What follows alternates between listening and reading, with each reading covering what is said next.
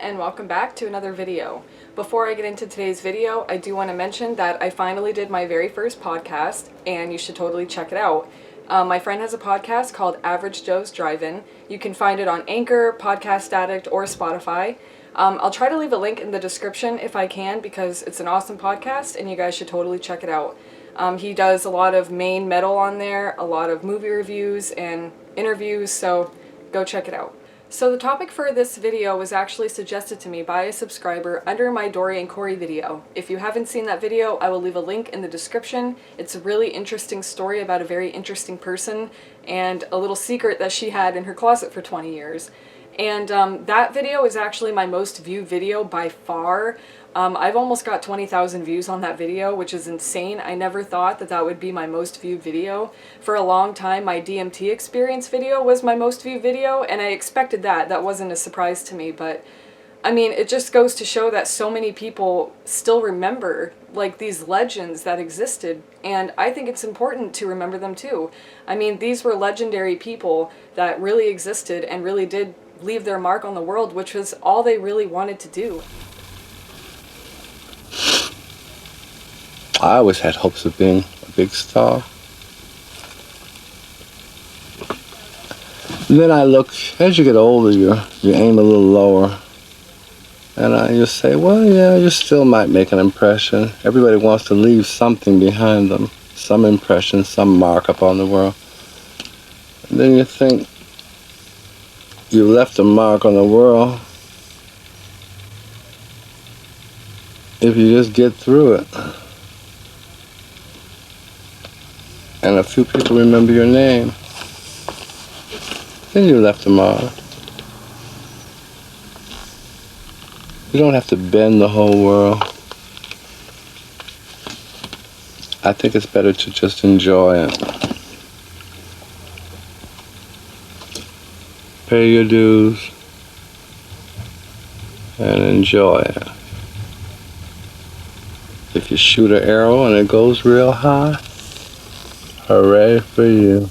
And I just think it's awesome because I think deep down everybody wants to leave a mark on the world. I don't know, I just think that she was an interesting person, and she does kind of correlate with the video that I'm going to be doing today. Not only am I going to be talking about the tragic story of Venus Xtravaganza, I'm also going to be diving more into Paris's Burning and just kind of explaining this awesome scene that existed in New York City in the 1980s. It's still going strong today, and I just want to do it justice as much as I can. I noticed when I was doing my research for this video that no one has ever sat down to make a video about Venus, which is really odd to me because there are so many people that remember her. There's a whole thread on Reddit dedicated to her and what happened to her. People are still talking about it. People are still trying to piece together what happened and just make sense of it. And I don't know, I'm really honored to be the first person to make a video about Venus, so I really hope that I can do it justice. And without further ado, let's jump into Paris's Burning and the tragic story of Venus Xtravaganza. So, Dory and Corey, Venus Xtravaganza, along with many other iconic queens in New York City in the 1980s, were featured in a documentary called Paris's Burning that came out in 1990.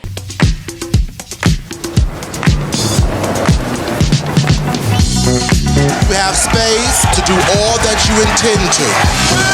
This movie is about the ball circuit, a competition among gay people under one roof. It's like crossing into the looking glass.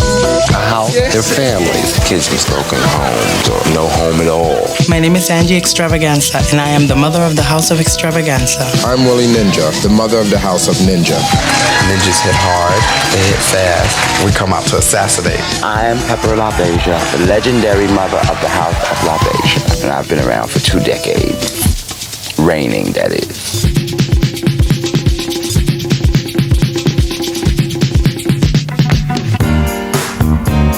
Some of them say that we're sick, we're crazy, and some of them think that we are the most gorgeous, special things on earth. Sports and Neil. They call them competitions. But believe me, they're wars. He follows a few different queens and their life and their, struggles, their accomplishments, their dreams, and I thought it was a really fantastic documentary. I believe you can go watch it for free on YouTube right now, so if you want to do that, I would highly suggest it because it's a great documentary. So in the movie Paris is Burning, they really focused on the ball scene. For those of you who don't know, the ball scene, also known as ball culture, also known as house ball community, describes an underground LGBTQ subculture that originated in New York City in the 1920s. In the late 19th century, members of underground LGBTQ communities in large cities began to organize masquerade balls known as drags, in defiance of laws which banned individuals from wearing clothes associated with the opposite gender.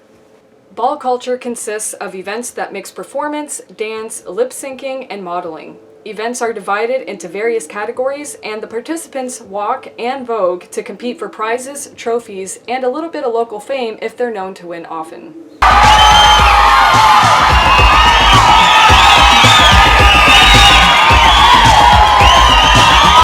Men gather together under one roof and decide to have competition amongst themselves. Balls.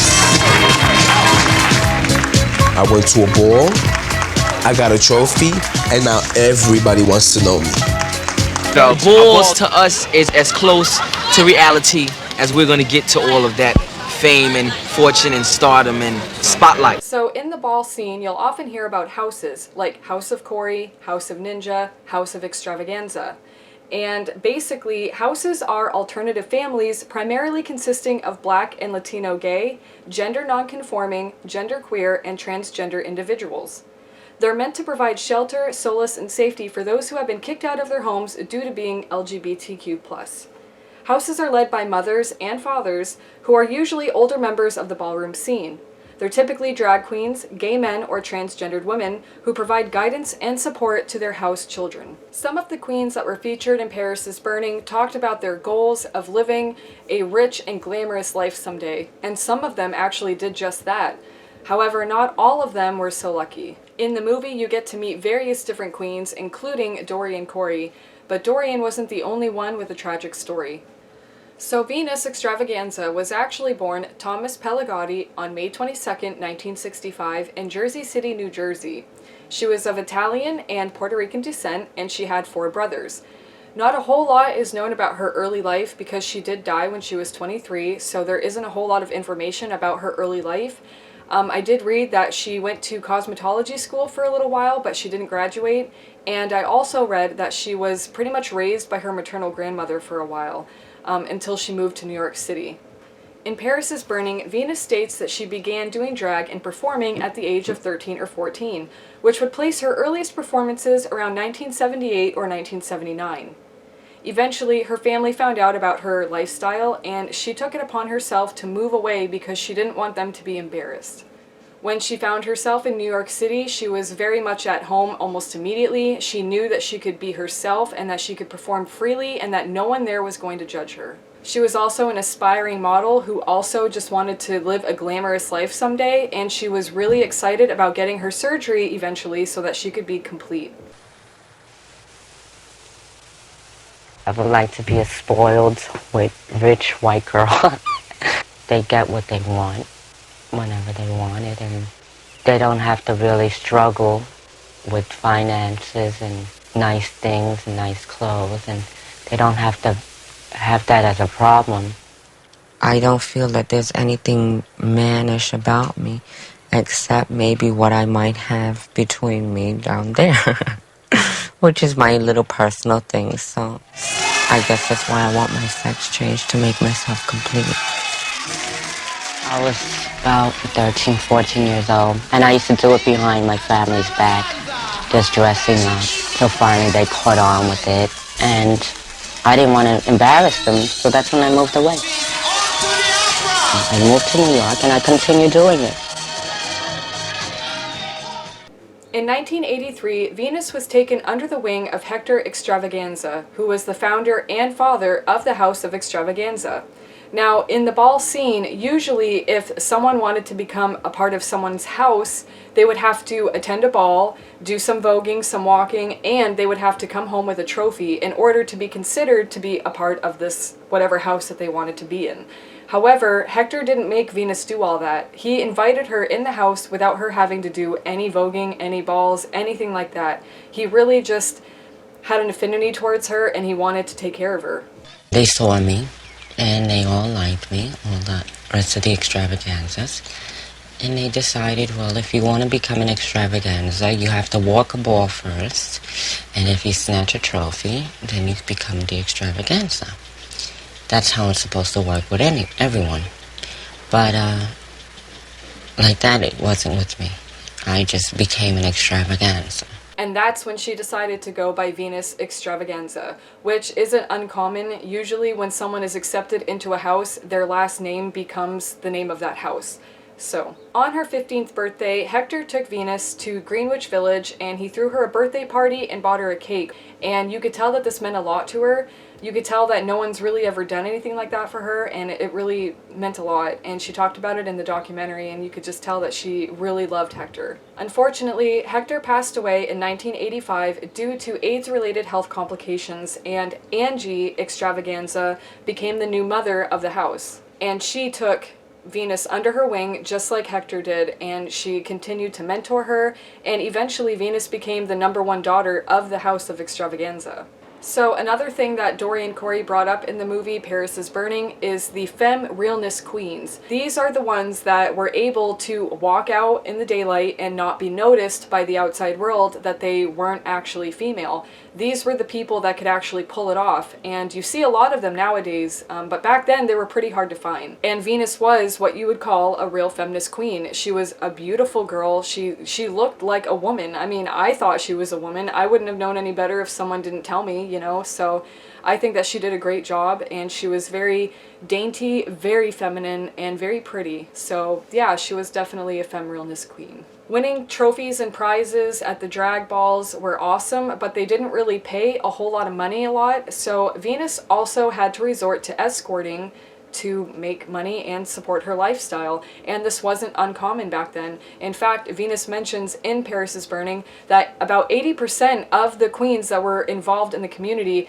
actually hustled, that's what they called it, that they were actually hustlers, and that's how they made most of their money. So it wasn't uncommon, it wasn't unheard of, and most of the people were doing it. But again, Venus was incredibly small and petite, very dainty, very soft-spoken, and people worried about her being in the streets all the time because she was one of those people who didn't really care, you know? She lived life to the fullest, lived every day like it was her last, and people worried about her a lot, and they had reason to.